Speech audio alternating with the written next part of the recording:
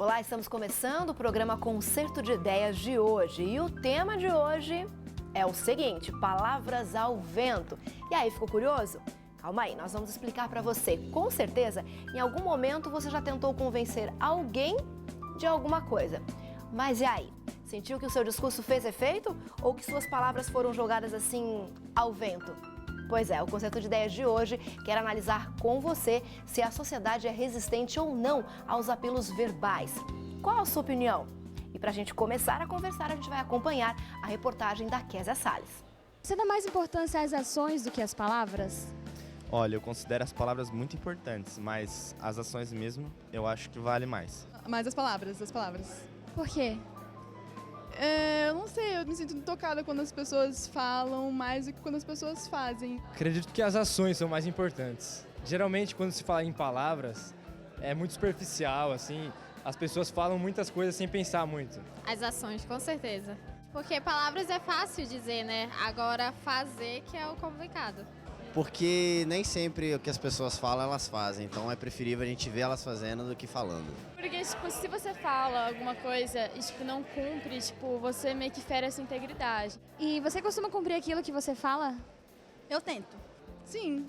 Bom, na maioria das vezes sim, né? Na maioria das vezes, não. Eu procuro cumprir. Muito mais importante do que o conteúdo que um líder quer passar é se suas ações estão de acordo com o que ensina. Afinal, o bom exemplo é a melhor forma de educar. Mas e as palavras vazias? Será que levam a uma crise na liderança? Como é possível solucionar esse problema?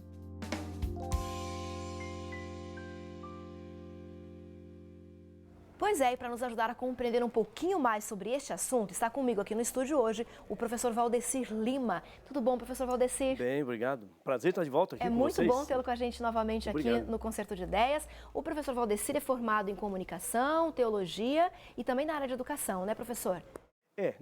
Basicamente na área de liderança, né? Ok. E línguas. Ok, com mestrado em liderança, Sim, né? Sim, mestrado em liderança. Então o seu negócio é estudar as pessoas, como elas se relacionam. O relacionamento é uma coisa maravilhosa, né?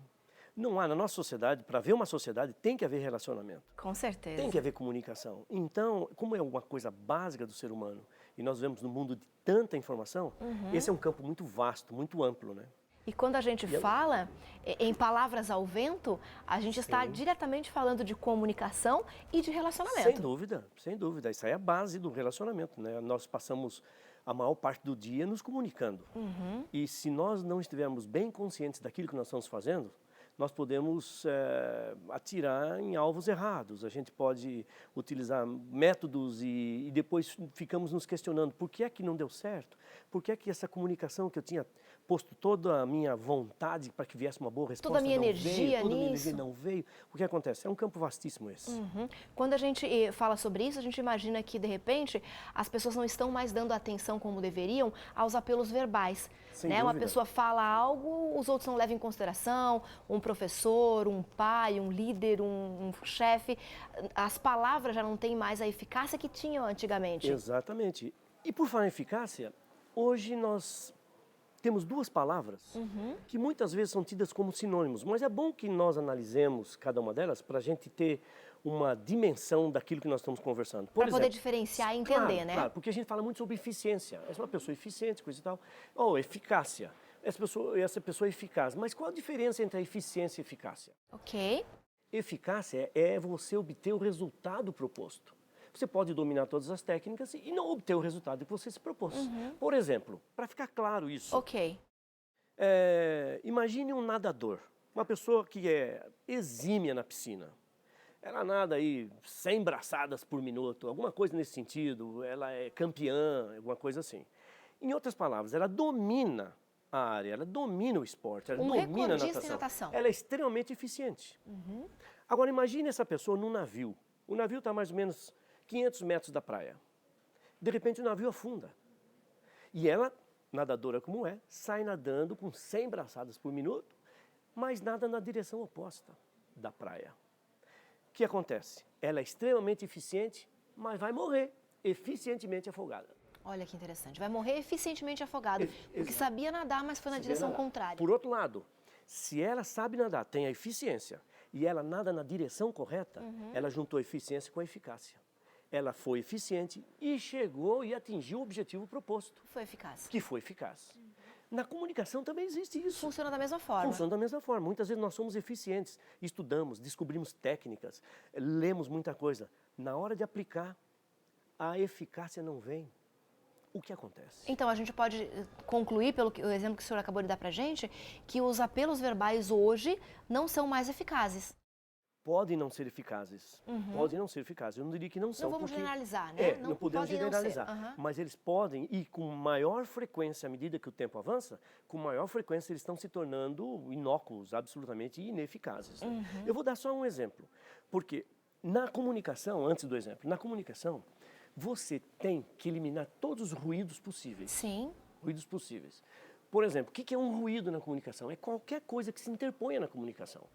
Pode ser um ruído físico, ou seja, um barulho enquanto você fala, a pessoa não vai ouvir. Obviamente, houve um ruído na comunicação.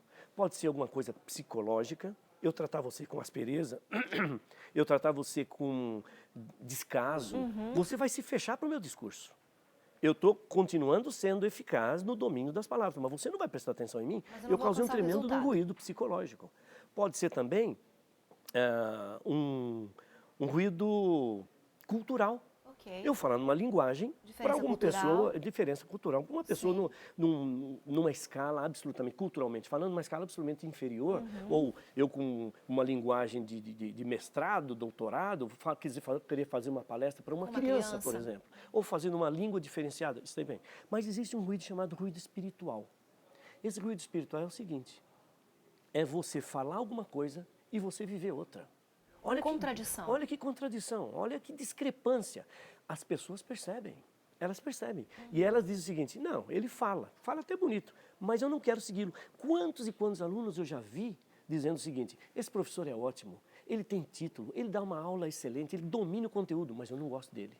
Esse eu não gosto dele é uma porta que se fecha para absorver as informações que ele está passando. Ele domina a técnica. Exato. Mas ele não consegue se relacionar com os alunos, com as pessoas, a partir do conhecimento que ele tem. Há um pensamento que eu acho fantástico, diz o seguinte, você pode não ser o que você diz que é, mas aquilo que você diz revela quem você é. Peraí, vamos de novo, professor. Como é que é? Você pode não ser o que você diz que é. Ok. Por exemplo, eu chego para você e digo, eu sou Napoleão.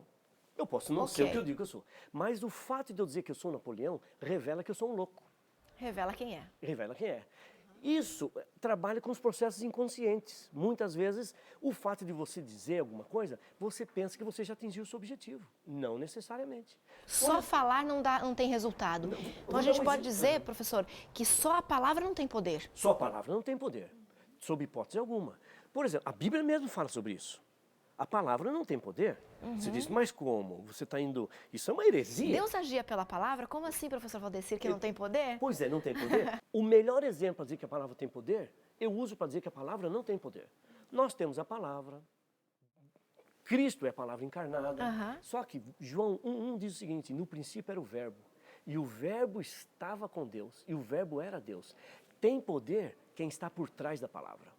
Quem confere poder à palavra. Quando o verbo é Deus, sem dúvida, essa é a palavra. Tem poder. Agora, não é a minha palavra. Não é o fato de eu usar o nome de Deus simplesmente de uma forma audível, de uma forma verbal, que vai conferir poder à minha palavra.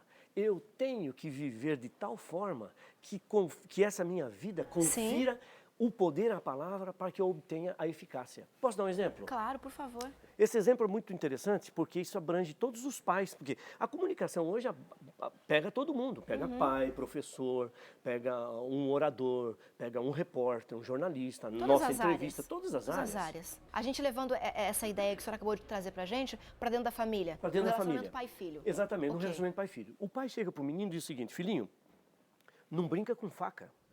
Que faca corta. O pai está assustado de ver a criança com uma faca na mão. Com medo, dá a faca preocupado. Pro papai. Sabe, meu filhinho, a faca corta. Se você se machucar, papai tem que correr com você para o hospital. Olha que coisa terrível. Papai ama você.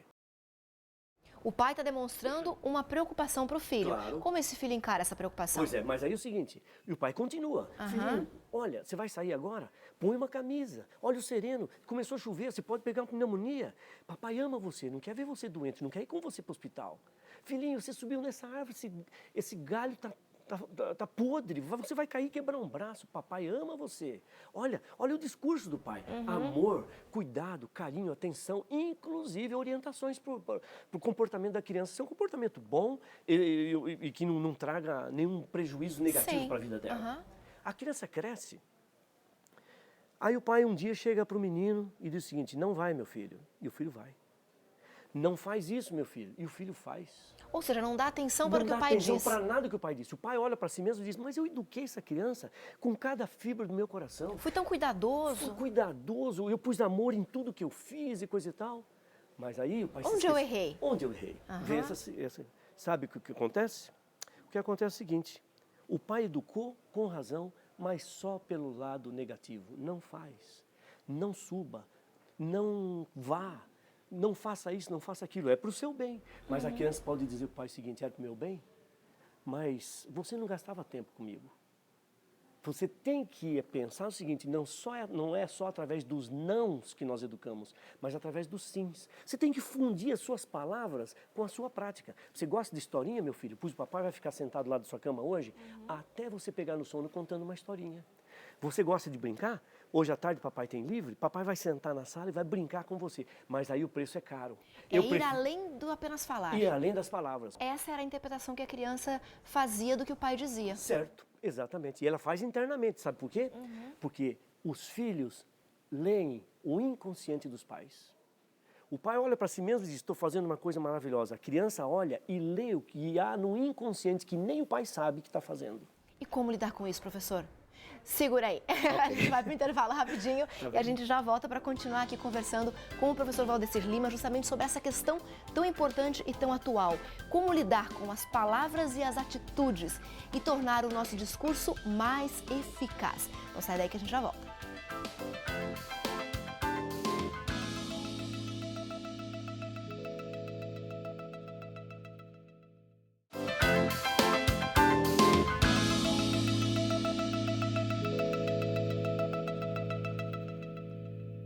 O Concerto de Ideias já está de volta, obrigada pela sua companhia, obrigada também porque você tem feito contato conosco através das redes sociais. Não tem perdido a conexão com a nossa equipe.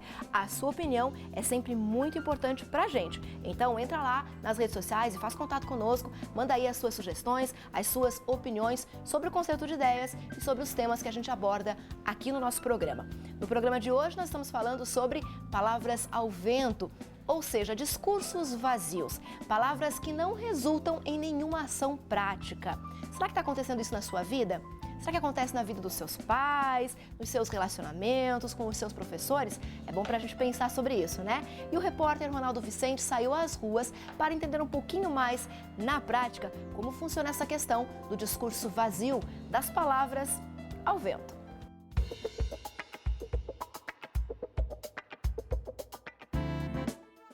Sabe aquele velho ditado, faça o que eu digo, mas não faça o que eu faço? Pois bem, hoje no Na Prática nós iremos falar sobre essa incoerência entre o que as pessoas falam e aquilo que elas vivem. E eu converso agora com 2 universitários e uma psicóloga. Começo com você então, Pamela. Você já aconselhou alguém não fazer uma coisa e depois se viu fazendo aquilo? Olha, com certeza. Já aconselhei alguém a não fazer algo e acabei fazendo, mas não me recordo muito bem da situação, agora eu não lembro qual foi. No momento ou outro da vida a gente acaba fazendo isso mesmo, né, Pamela? E Gustavo, para você, é difícil aceitar uma bronca ou um conselho de alguém que não vive o que fala?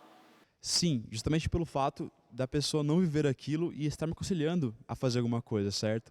Quando acontece isso, eu fico pensando comigo mesmo, nossa, por que ela está fazendo isso, sendo que ela não faz nada daquilo que ela está falando?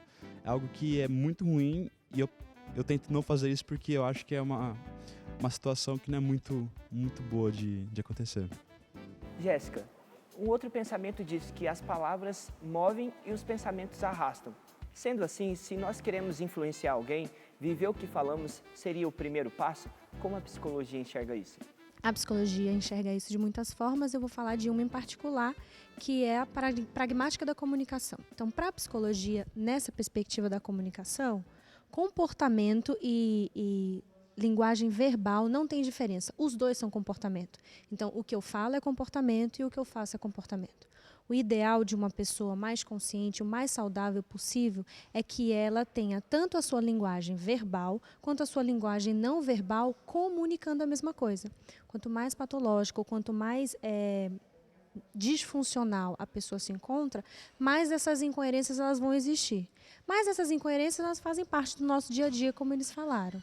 O que eu acho que faz a diferença na postura de uma pessoa é ela ter consciência de que uma vez que eu não tenho como não me comunicar, visto que se eu falo eu me comunico, se eu não falo eu me comunico, se eu faço eu me comunico, se eu não faço eu me comunico, quanto mais consciente ela está do que ela quer comunicar, melhor ela utilizará a favor dela, tanto a comunicação verbal quanto a comunicação não verbal.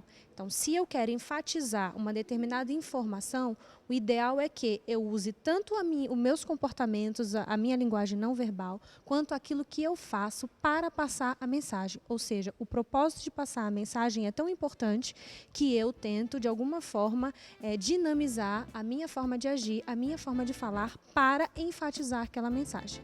Por isso que nós temos dificuldade quando o pai fala uma coisa, mas faz outra. Quando o pai fala uma coisa, mas a mãe fala outra. Então, o ideal aqui seria que, se você quer que a sua mensagem ela tenha o maior valor possível, entenda que o que você faz e o que você fala de você e fala da mensagem que você quer passar. Gente, então muito obrigado pela participação de vocês aqui no Quadro na Prática. E nós nos encontramos na semana que vem. Até lá!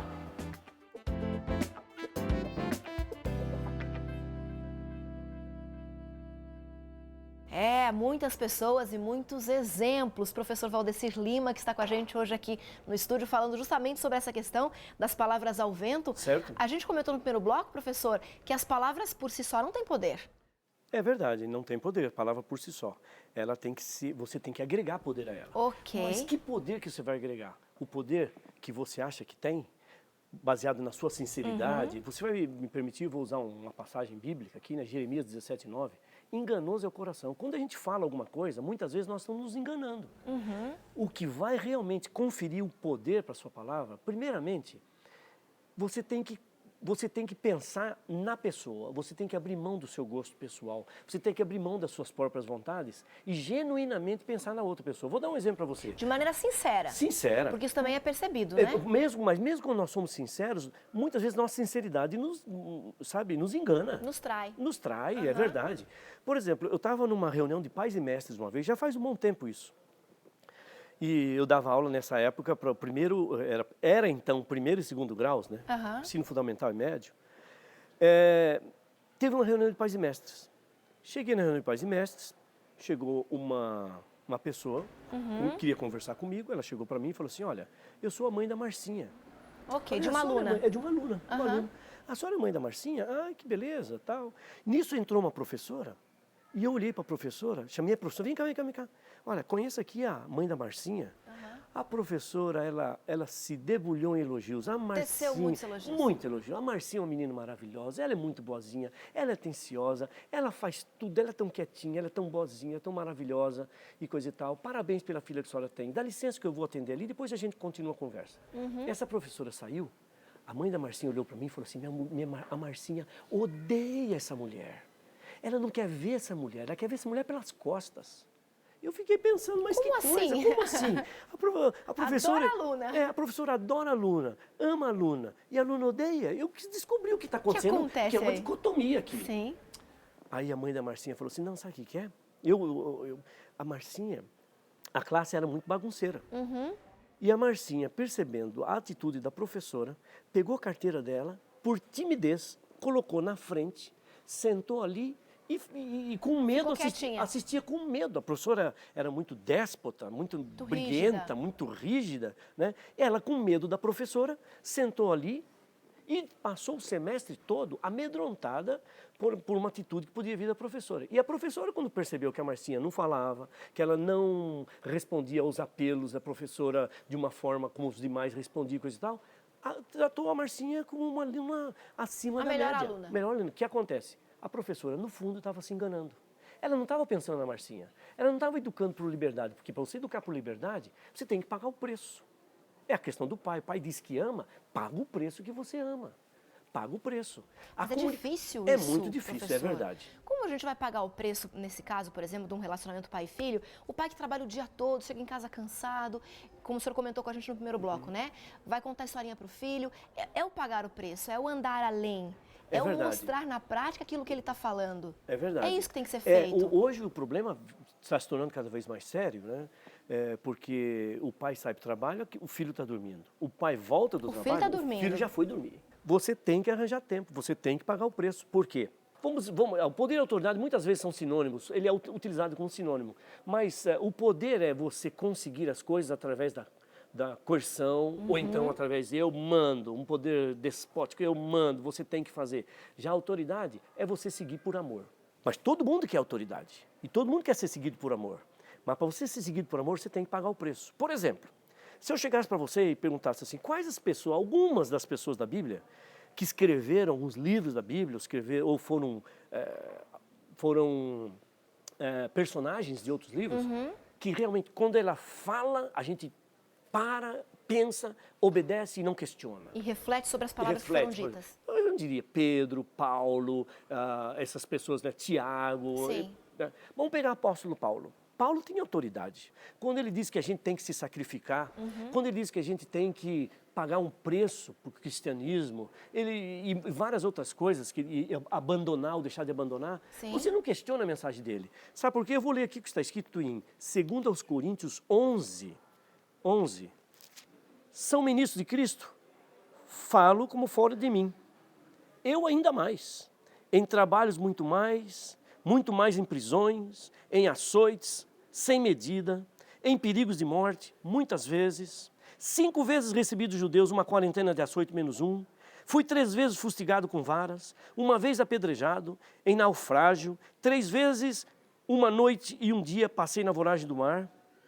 Em jornadas, muitas vezes, em perigos de rios, em perigos de salteadores, em perigos entre patrícios, em perigos entre gentios, em perigos na cidade, em perigos no deserto, em perigos no mar, em perigos entre falsos irmãos, e continua Ou seja, assim. tudo que ele passou por aquilo que ele acreditava. Aí eu pergunto para meus alunos, antes de eu ler isso aqui, quem acredita que Paulo tem autoridade, tem poder, tem força na palavra? Todo mundo levanta a mão. Quem gostaria de ser igual a Paulo? Todo mundo levanta a mão. Eu leio isso aqui e pergunto, quem quer ser igual a Paulo?